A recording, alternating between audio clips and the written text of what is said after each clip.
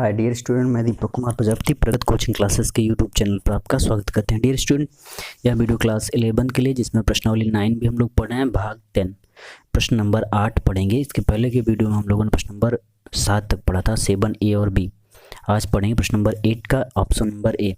कह रहा है किसी समांतर श्रेणी के 5वें और 9वें पद क्रमशः 11 और 7 हैं। सीधी सी बात है, क्या क्या दिया आपको, दिया है कि 5वां पद T5 दिया है आपको 11 और क्या दिया है T7 T9 दिया है 7। तो कह रहा है 16वां पद ज्ञात करिए। 16वां पद मतलब T16 इक्वल टू क्या हमको ज्ञात करना है, T16 बराबर होगा, जैसे कि आप जानते हैं फार्मूला Tn बराबर होता है a plus n minus 1 into d. तो a plus 16 minus 1 into d, तो होता क्या है a प्लस 15d हो जाएगा। यानी कि हमने आपको बताया था कि जो पद होता है, टर्म होता है, वह अब उसका जो डी का गुणांक होता है उसके पद से कम होता है। यहाँ पर क्या बनेगा, 16वां पद a प्लस 15d। तो हमको क्या करना है, इससे और इससे 5वां पद और 9वें पद से a और d निकालना है और इस पर रख देना है। तो चलिए T5 कैसे निकालेंगे। T5 का मतलब a plus 5 minus 1 into d equal to हो जाएगा 11। और T9 में आप क्या करेंगे, a प्लस 8d, पद से कम गुणांक d का होता है, तो ये हो जाएगा। अब क्या करिए, इक्वेशन 1 इसको मान लीजिए, इक्वेशन 1 इसको बनाया है तो 2 इसको मानिए और 3 इसको मान लीजिए। 1 और 2 और 3 बन गया, इसको और लिख सकते हैं a प्लस 4d बराबर 11। ठीक, क्या करिए 1 और 2 को जोड़ दीजिए, घटा दीजिए, घटा देते हैं। समीकरण 3 में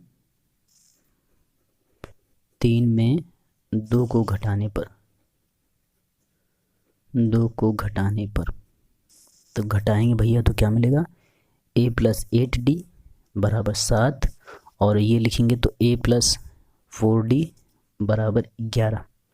घटाने पर क्या होता है, चिन्ह परिवर्तित हो जाता है, तो ये कैंसिल हो जाएगा, ये घटेगा तो 4d बराबर, ये इसमें से घटेगा तो -11 में 7 जाएगा तो -4 मिलेगा। तो d इक्वल टू लिखा जाएगा -4/4। तो ये कैंसिल होगा, d इक्वल टू मिलेगा -1, अर्थात d आपको मिल गया -1। अब d की वैल्यू उठाइए किसी भी समीकरण में, 2 में या 3 में रख देते हैं। तो समीकरण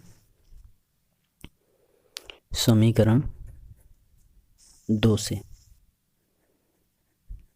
से a प्लस 8d की वैल्यू -1 इक्वल टू 7, तो a प्लस -8 इक्वल टू 7, तो a equal to 7 plus 8, a बराबर कितना हो जाएगा, 8 7 15।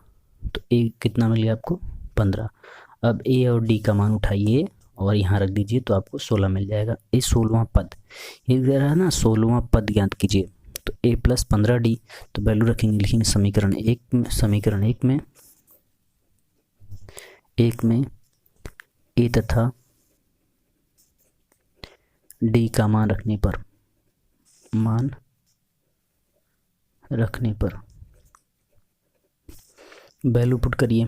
तो T16 यानी 16वां पद बराबर a का मान 15 प्लस 15 गुणे -1, तो 15 माइनस 15 कितना हो जाएगा, 0। तो 16वां पद बराबर, जो 16वां पद होगा, 16वां पद बराबर हो जाएगा आपका 0। यही आपका आंसर हो जाएगा। 16वां पद कितना हो जाएगा, 0, क्योंकि T16 बराबर इतना हो जाएगा, 0 हो जाएगा। यही आपका आंसर हो जाएगा। चलिए चलते प्रश्न नंबर 8 के बी ऑप्शन पर।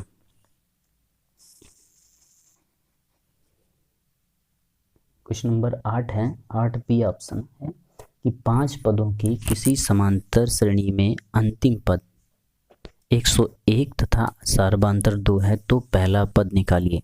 तो देखिए पहला पद, 5 पद हैं, पहली बात तो n इक्वल टू कितना होगा, 5 होगा, क्योंकि नंबर पता है आपको कितने पद हैं। फिर अंतिम पद पता है आपको, ठीक, 5 पद हैं तो 5वां पद, अंतिम मतलब 5वां पद 101 है तथा सार्वधातर d कितना है, 2 है। तो लिखेंगे हम लोग, माना श्रेणी का प्रथम पद बराबर a, प्रथम पद a तथा सार्वधातर सार्व अंतर कितना है आपका, बराबर डी। तो क्या क्या दिया है, अभी डी दिया है तो डी आपका 2 हो जाएगा। और क्या दिया, अंतिम पद यानी कि पांचवा पद, कुल 5 पद ही हैं, पांचवा पद कितना होगा आपका, पांचवा पद, पांचवा पद हो जाएगा, 5 पद दिया है तो पांचवा पद आपका हो जाएगा, पांचवा पद हो जाएगा 101, ये दिया है अंतिम पद 101 हो गया, पांचवा पद 101।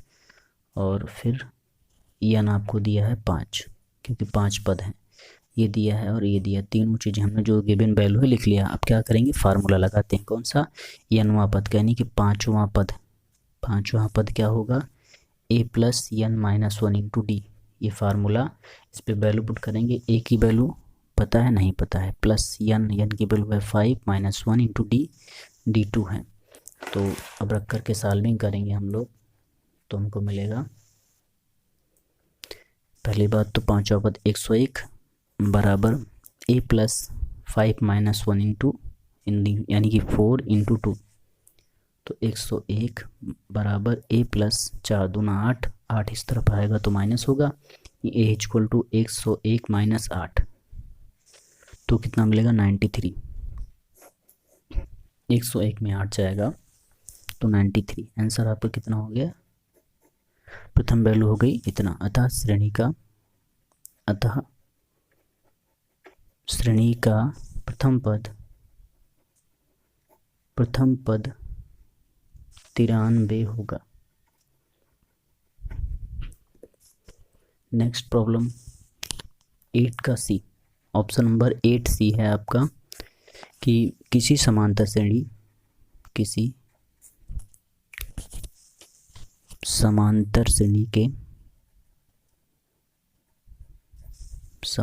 श्रेणी के चौथे तथा 8वें पद क्रमशः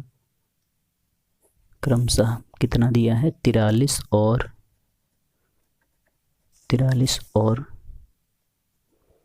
95 हैं। इस श्रेणी के श्रेणी का प्रथम पद और पदांतर यानी सार्वंतर, चाहे पदांतर कहिए चाहे सार्वंतर कहिए, पद का अंतर मतलब सार्वंतर, पदांतर ज्ञात करो। तो सॉल्विंग देखिए, सॉल्यूशन क्या करेंगे सॉल्विंग में, सबसे पहले तो गिवन वैल्यू क्या दिया है, चौथा और 8वां पद दिया है, तो चौथा पद तो पहले तो लिख लेंगे, माना श्रेणी का प्रथम पद ए सार्वंतर डी है, माना श्रेणी का प्रथम पद बराबर ए कामा सार्वंतर डी।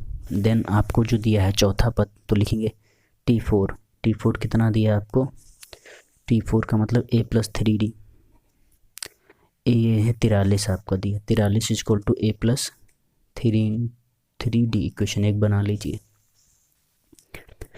ठीक, ये है गिवन वैल्यू, चौथा पद आपको दिया है 43 और 8वां पद यानी कि T8 equal to a plus 7d, ये 7d कैसे आता है, n माइनस 1 करेंगे अर्थात 8 माइनस 1 यानी कि 7 हो जाएगा। और 8वां पद आपको दिया है 95 बराबर a plus 7d, equation second, from equation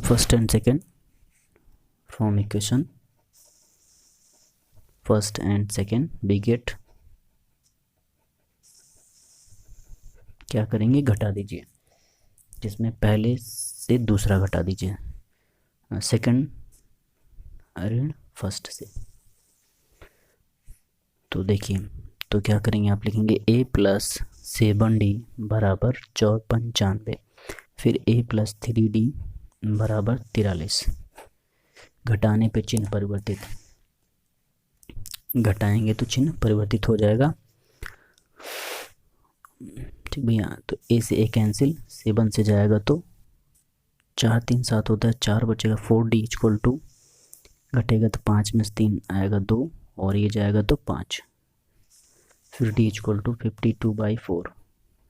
13 चौके 52, 13 बार जाएगा 13 आएगा। d इक्वल टू कितना हो जाएगा, d बराबर 13, यानी सार पदांतर कितना मिल गया आपको, पदांतर यानी सार्वधातर मिल गया d बराबर 13। अब d की वैल्यू उठा के किसी क्वेश्चन में रख देंगे तो हमको a की वैल्यू मिल जाएगी। ठीक, यही चीज़, दो चीज़ें पूछा था, प्रथम पद और सार्वधातर। सार्वधातर मिल गया, प्रथम पद ज्ञात करते हैं तो प्रथम पद की वैल्यू रखेंगे तो लिखेंगे, क्या करेंगे भैया, समीकरण 2 से या 1 से कर लेते हैं। From equation first